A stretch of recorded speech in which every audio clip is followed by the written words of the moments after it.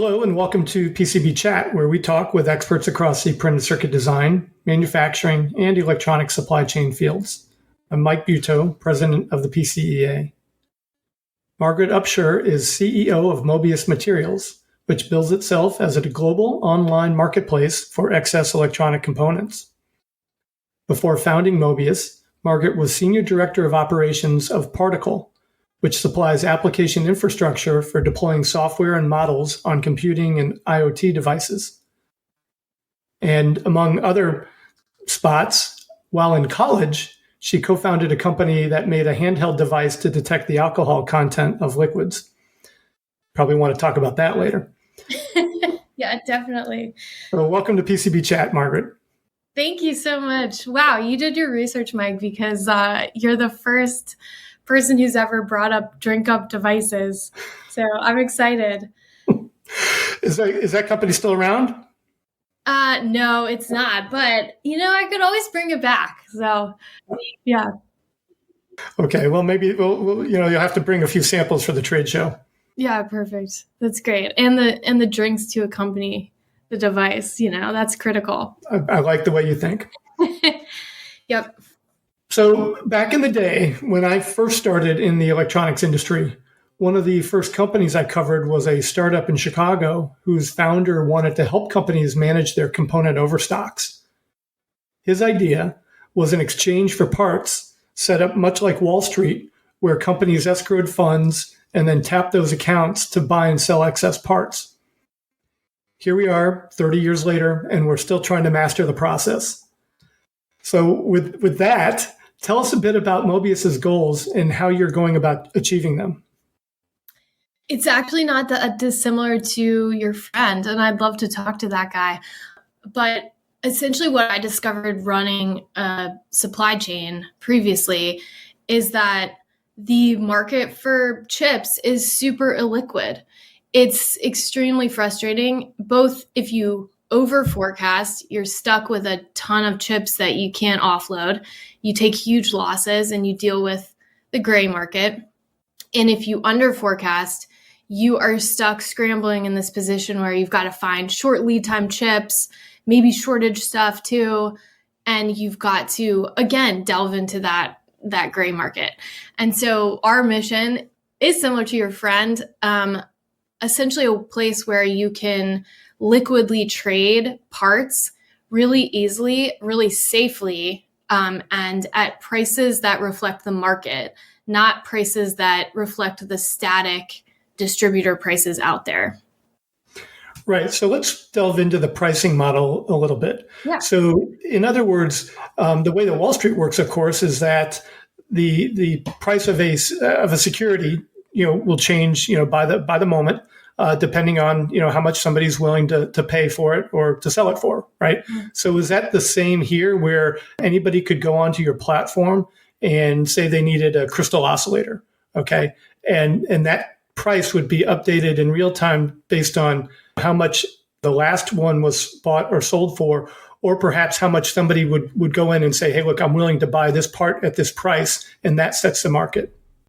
Yeah, that's exactly right, Mike. We basically have created what we consider a market clearing price, and that price is dependent on a supply side assessment and a demand side assessment. So essentially on the supply side, what you're looking at is how much volume is there on the market at these authorized distributors, and then how much volume is there on the spot market as well. And then on the demand side, we're looking for things like trends around individual categories and offers for that exact part that we already have in our system. So we match those two up, and that creates a price at which you can transact.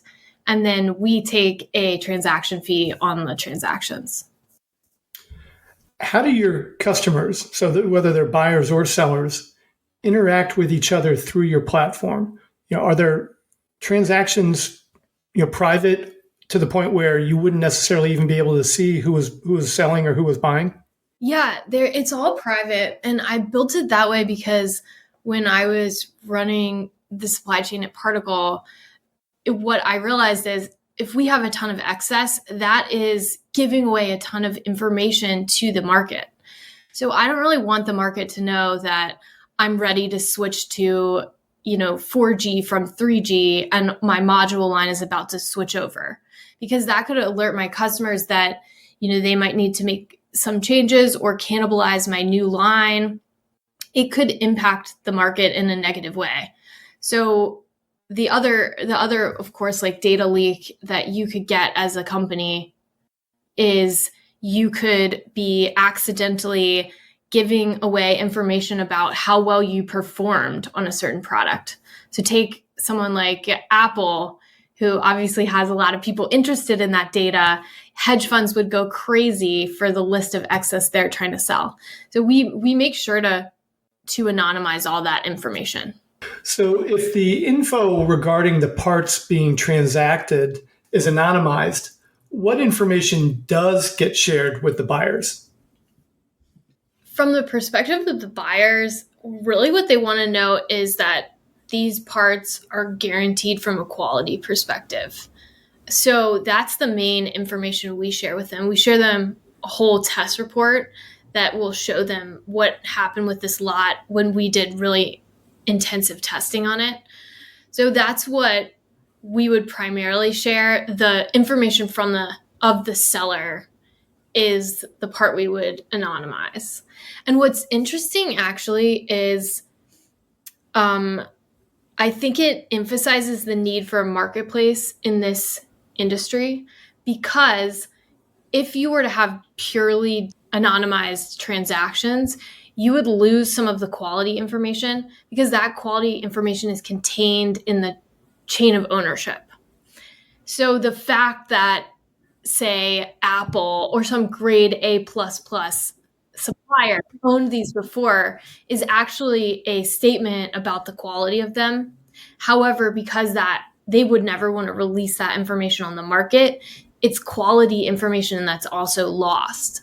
So the cool thing is what we've been able to do with our really intensive quality check process, and then the fact that we're anonymizing, we've been able to combine one, physical testing of all these goods, and two, the chain of custody information on the goods into one process that still lets the sellers stay anonymous. What all would be included in that quality test reporting? Would you actually get down into like any x-ray that may have been done by previous owners of the part? I mean, just what would be involved in that? It's actually really cool. We do a standard visual inspection, and then we also do electrical testing if needed, and we also do x-ray if needed too. And then finally, we have also developed our own internal machine learning based quality inspection as well. So we combine all those three things, and then you get a comprehensive test report that includes everything. I think what's interesting is different types of parts require different types of testing.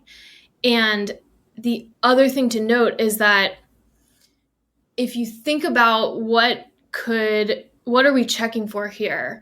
We're checking for primarily storage type issues, as you mentioned, moisture, oxidation, that kind of thing. And we can detect them extremely well. So you actually take possession of the material? Yeah, that's right. So right when the buyer buys, we then get the seller to ship it to our inspection hubs. We have one in Hong Kong, and then we have one in Richmond, Virginia. And we do the test there, and then we ship it on to the buyer. You'll do the testing after the parts have been purchased through you. Mm-hmm, that's right. Interesting. Like any issue, which is extremely rare, we roll back the whole thing. And so it's nice from a buyer perspective. They're covered. By the time they get the goods, they've already been inspected, but they also have 14 days to inspect it on their own. If they found anything as well, we will take a return. And how do you handle like the export compliance side of this equation? Do parts that you haven't stored in Hong Kong stay in Asia? Or will they be transferred to North America, for instance? This is like becoming the top issue. There's two types of export compliance. there's the tariffs, which is a hot button issue, but then there's also the semiconductor level BIS oriented controls. So if you take the tariffs, our philosophy is let's cost as few borders that charge tariffs as possible. And so what that generally means is that if you have the parts stored anywhere except for the US, we'll ship them to Hong Kong duty free and do all our testing there. But if you had them in the US, we'd keep them in the US and do the testing in the US. So our goal is just to try not to cross any borders that aren't duty free. And then on the other side, what a lot of people don't know, like if you're a manufacturer, you're building some finished good product, you are used to buying parts. You're not used to selling parts. And what a lot of people don't know is that there's a pretty high amount of regulation around who you can sell each part to. So probably people have heard, okay, you can't go and sell NVIDIA chips, high-end NVIDIA chips to like a Chinese military customer, obviously. But there's kind of a second tier, third tier level restrictions on who you can sell to and what forms you need to fill out to do those sales. And that's another thing that is really nice about Mobius is if you're the buyer, like you're obviously never, if you're the seller, I mean, you're never going to be this like export compliance on the side portion of your business to get rid of your excess. And so we built it so that you would do the sale with us. We'll handle all that compliance work. Fascinating. Yeah, it's a complicated world and it's getting crazier by the day. Like I am, getting news via tweet on what's the latest, and it's pretty wild. Yeah, when I talk to business owners and managers, they laugh, but it's almost like sort of the gallows laughter, right? How fast things are changing. And it used to be maybe like every month or every couple of weeks. And now it's like every hour. It's, they just never know what's going to happen. Yeah. Do you know the Chinese curse? May you live in interesting times. Yeah. I think that really applies to supply chain managers. We are in interesting times right now. Yeah, we're all adopting that one. Join Rick Hartley, Susie Webb, Stephen Chavez, Chuck Corley, Karen Burnham, Thomas Chester, and Charlene McCauley as the electronics industry's leading experts gather at PCB West 2025. Coming September 30th to October 3rd to the Santa Clara, California Convention Center. PCB West features more than 125 hours of in-depth electronics engineering training spread over more than 50 sessions, including 30 brand new classes. Sponsored by the Printed Circuit Engineering Association, PCB West features classes for every level of experience, from novice to expert. Registration is open at pcbwest.com. Don't miss PCB West 2025. Engineering tomorrow's electronics. Mobius is sponsoring the annual PCB community meetup at PCB West on October 1st. The event will feature networking and a panel discussion on the ever-changing procurement environment, like we were just discussing, and will be held at the Santa Clara, California Convention Center following the close of the exhibition on October 1. Among the panelists are a designer and manufacturer of military drones using only U.S.-made parts, and a distributor of bare boards and assemblers. I love these type of gatherings because they're informative, yet they're also informal. As a sponsor, do you have any thoughts on what you hope folks who attend might get out of this? Yeah, we're hoping to get two things out of it. One, we're hoping to get the Mobius name out there. We're really excited to tell people about this new avenue you can use to increase the resiliency of your inventory buys. And then second, we're hoping that everybody in the supply chain world, procurement world, and engineering world can mingle and share some tips and tricks on how they're navigating all the chaos that is currently happening. I'm hoping we get some of those good conversations to happen there too. You went to college on the East Coast, but you spent a chunk of your career in the Silicon Valley. And yet, when it came time to form Mobius, you came back to the East Coast and launched a tech company in Virginia, of all places. What drove that decision? I'll give you a personal reason and a professional one. The professional one is that honestly, the chip purchasing in the US is evenly spread out between East Coast, Midwest, and the West Coast. It's pretty much 33, 33, 33. And so Virginia is actually a great place. It's a home of Micron, the largest chip fab in the country. It's also home for a lot of the aerospace and military industry as well, and close to the rest of the East Coast, Boston, New York, et cetera. So from a business perspective, it's also just a great place to do business. It's got a lot of easy regulation, pro-business type regulation, and is lower cost. So it did work out really well for me. I'm also from Virginia, so I was happy. I was excited to go back home, and it was kind of time. I had been all over the world, really. Atlanta, Kenya, Mexico, China, and then San Francisco for quite a while. So I was excited to get back to the East Coast. How is it finding talent there? I think it's strong. The city has a lot of Fortune 500s based here, pretty high concentration relative to the population. But for people that are specifically focused on electronics, that is a little bit of a shallower pool. So we're doing a hybrid model where we have some remote workers, and then we also have some that are here at the headquarters. Now, sustainability is a big part of your mission at Mobius. Can you explain what that means to you? Yeah, I think what a lot of people aren't that aware of is that we have gotten a lot of marketing around what we can do as individuals to drive sustainability. And specifically, when you think about the recycling mantra of reduce, reuse, recycle, we've been getting a lot of messaging that we as consumers need to do those things, when in reality, a lot of waste and additional carbon usage is actually happening at the industrial and commercial level, and industrial more than anything. And so what is really exciting to me about Mobius is it's a sustainable mission, but that sustainability is hand in hand with profitability. And so I think it's one thing I'm really passionate about is breaking this link. Sometimes in our minds, when we're a business person, we think, oh, it's sustainable. That means it costs me more money. Well, that's primarily true on the consumer side. On the industrial side, most of the things that are sustainable are actually about resource conservation, which is about saving money.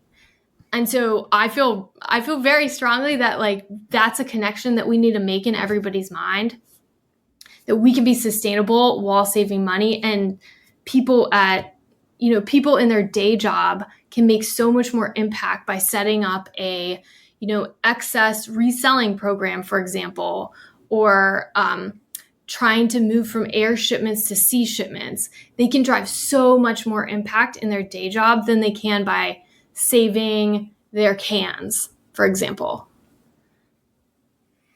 So this stack of old electronics that I keep in a file cabinet next to my desk, I'm not helping anybody. Yeah.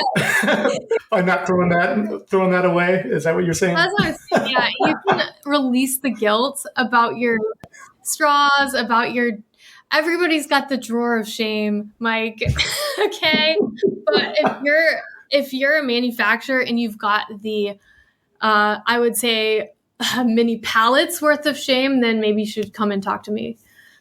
We joke, but you're right about one thing in particular, which is that, in my opinion, there's always two sides to a problem. And one of those sides is the financial part. Yeah. And generally, if you can't solve for that financial part of that problem, then the rest of it will never get fully resolved. It seems to me that you're approaching this with that in mind. Yeah, I think that's right. It's water flows downhill, and in business, that's basically towards profitability. And so if we can align that with sustainability, these projects, will happen.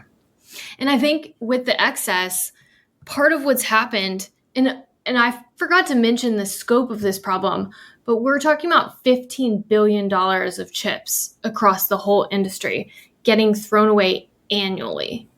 So that is the size of many very robust full industries, that just the amount that's getting thrown away.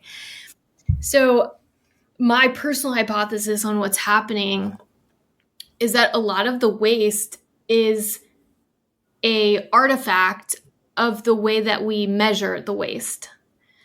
On a financial statement, the E&O line doesn't really appear. It kind of trickles through very slowly. If people don't look at their inventory closely, they might not realize they've already taken this big loss on their inventory and how much it's actually costing them to have all this excess. So I think if people, one, know that there's something they could really easily do, like it's a button press to get money back for these parts, and two, they know that they know on aggregate how much it's costing them, which is quite a lot, then it's kind of an easy call to build an excess program at your company or do some of these other cost-saving sustainability initiatives like sea shipment or packaging changes, that kind of thing.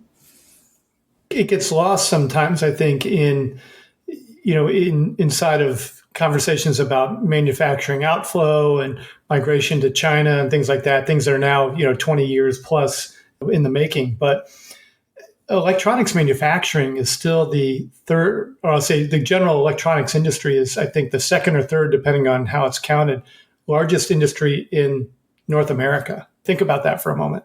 There's medical, financial, and electronics, tech, right? And that $15 billion number that you just mentioned, it's staggering on one hand, but it's absolutely understandable when you recognize just how big this industry is.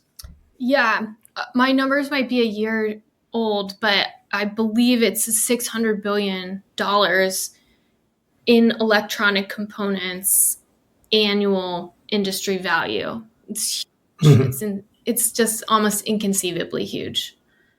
Yeah. So we were chatting offline before the recording, and then I had to admit to Margaret that I didn't know what a Mobius is. Oh, yeah. And so I looked it up, okay, and it's a one-sided strip, she'll correct me if I'm wrong, right, that combines mathematics and topology, and visually it looks like it has no beginning or end. That's right. It's quite a metaphor for a sustainable supply chain. Is that how you came up with the name? Yeah, that's why. I had always loved this shape. I'm a huge nerd, and I think it's maybe the when the shape metaphor hits, people really get the name. But I know that not everybody is as big of a nerd as me, so I'll have to add something to the website, maybe explaining it. It's a little hard to get across on audio. But it is a really cool shape. And if you follow your pin around a Mobius, for example, just staying on one side of the Mobius, you'll reach the same point you got originally. And so it's actually one of the only two-sided shapes that is truly one-sided. And so I thought it was a cool concept for the company. One of those things that I remember having them as a kid and not knowing that they actually had a name, right? Yeah. Well, it's really cool. I think it's a great idea. It's an app name. It's a great idea for a company, which you've now already built. How many? Refresh my memory. How many staff do you have now? We have 15. 15, right? Growing quickly. We wish you all the best of luck here, and folks interested in more information, please come see Mobius at PCB West, where they're sponsoring the PCB Community Meetup on October 1. And you could also reach out to them at mobiusmaterials.com. Our guest today has been Margaret Upshur of Mobius Materials. Thanks, Margaret, and we will see you at PCB West in Santa Clara. Thanks, Mike. See you soon. For PCB Chat, this is Mike Buteau. Have a nice day.